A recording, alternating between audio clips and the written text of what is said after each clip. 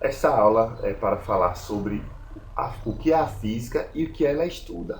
Então, primeiro vamos definir o que é física. A física, em seu sentido epistemológico, significa natureza. É uma palavra que vem do grego. Então, podemos dizer que a física é uma ciência que estuda a natureza, seus comportamentos e que usa as leis matemáticas para descrevê-las. Então, como foi que começou o estudo da física? Assim como nós, hoje em dia, nossos ancestrais, eles tinham muitas perguntas que não conseguiam resolver.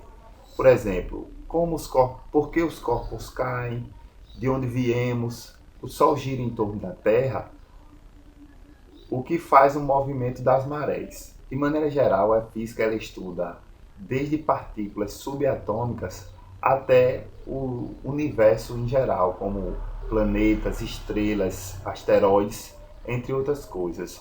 A física pode-se dizer que ela nasce com a curiosidade humana. Sempre a explicação de fenômenos naturais estavam atribuídos a divindades, ou seja, tudo que acontecia na natureza era vontade dos deuses. Apenas há cerca de 3.000 anos atrás, alguns filósofos gregos começaram a tentar explicar os fenômenos naturais sem uso de divindades. Então, filósofos como Ptolomeu, Aristóteles, Demócrito começaram a criar o que nós chamamos de pensamento racional.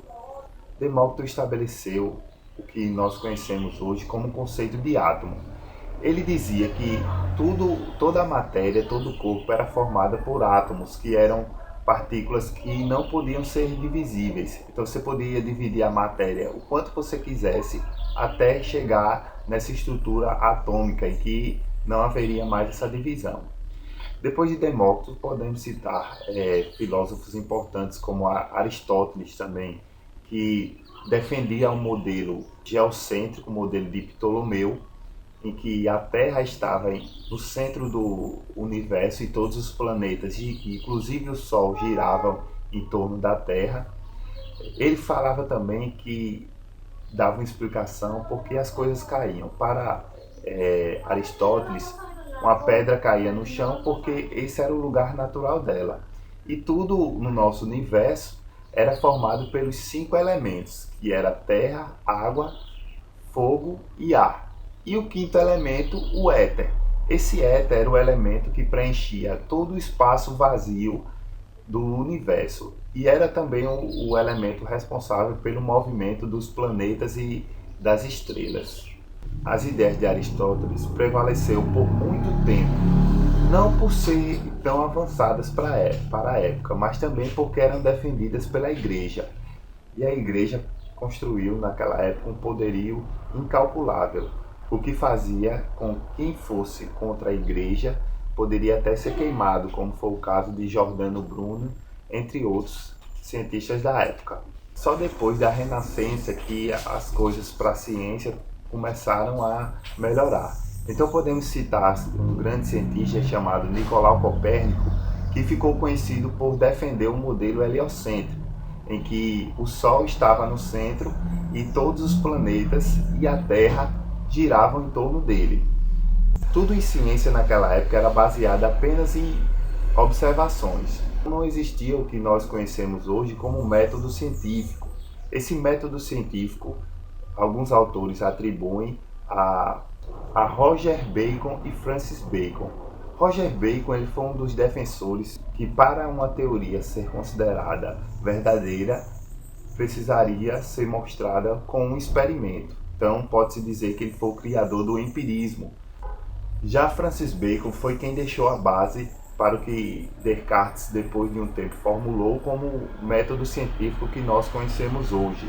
Ele pregava que apenas a investigação científica poderia garantir o desenvolvimento do homem e o domínio do mesmo sobre a natureza. No entanto, foi apenas com a obra de O Discurso do Método, de René Descartes, que foram lançados de forma efetiva o que nós conhecemos hoje como método científico. Então, segundo Descartes, para se compreender um fenômeno, basta compreender primeiro as suas partes. Vejam aqui um modelo simplificado do método científico. Então, primeiro o que era necessário no método científico? Primeiro, observar o mundo, né? Segundo, identificar um problema a partir dessa observação, fazer um estudo prévio, o que se sabe sobre isso. Depois, a indução, formular uma hipótese que explica a observação ou resolva o problema. Uma dedução, imaginar uma observação prevista pela hipótese, testar a hipótese, essa hipótese pode ser confirmada ou pode ser negada. Caso a hipótese seja negada, você pode tentar de novo e, em seguida, socializar os seus resultados. Então, esse é o modelo que nós conhecemos hoje sobre o método científico.